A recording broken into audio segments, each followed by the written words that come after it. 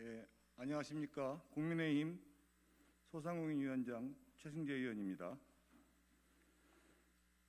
코로나19 사태가 1년 가까이 이어지면서 소상공인 자영업자에게서 죽지 못해 장사했던 1년, 지옥의 2020년이라고 해도 과언이 아닙니다.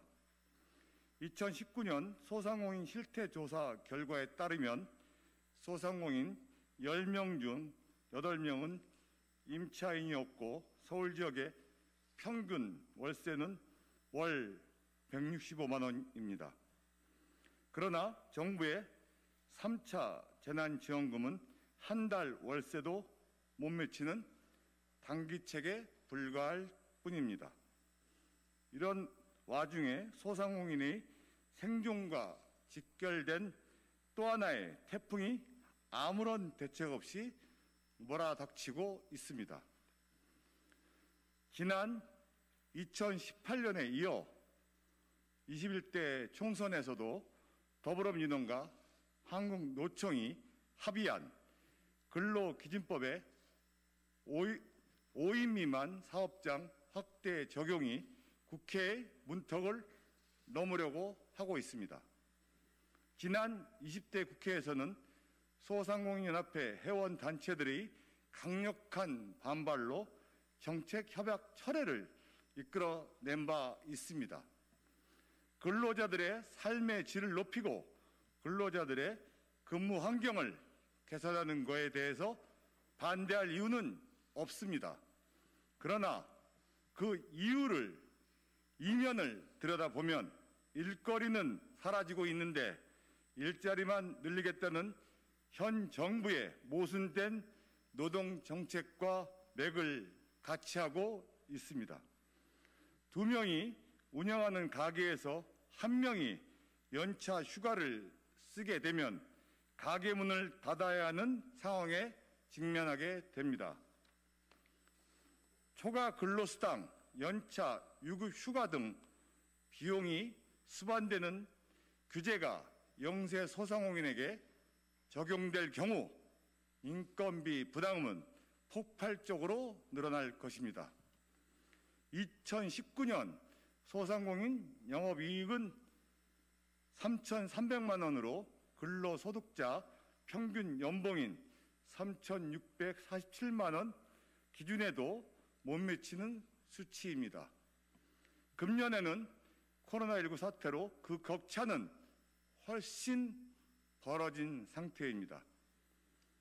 법이 통과할 경우 전체 사업장의 60%를 차지하는 5인 미만 사업장 약 120만 개소 대다수는 근로기준법을 위반하는 범법자가 될 수 있습니다.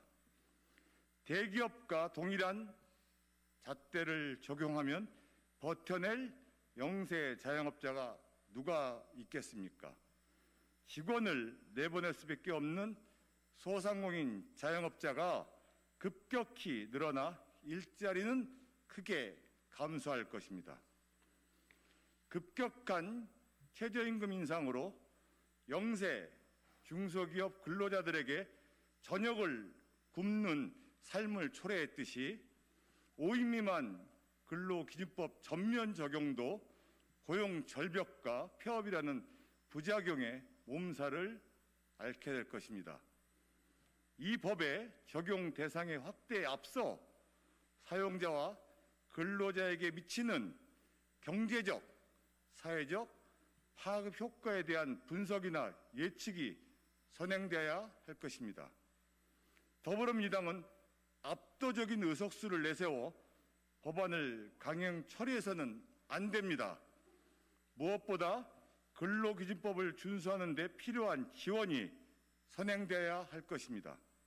저는 오늘 상시 4명 이하의 근로자를 사용하는 사업 또는 사업장에 대해 근로기준법의 규정을 적용을 위해 필요한 비용이 전부 또는 일부를 국가가 지원하도록 하는 근로기준법 일부 개정 법률안을 대표 발의했습니다.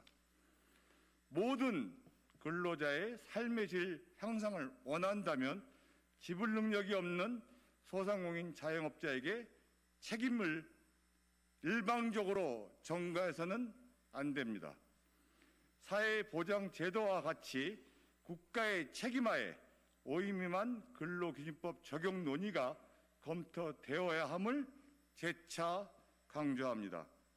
정부 여당은 특정 힘 있는 노동단체만 챙기지 말고 경제적 약자인 700만 소상공인 가족들의 절규에 양심 있는 귀를 기울이시기 바랍니다. 2020년 12월 29일 국회의원 최승재 감사합니다.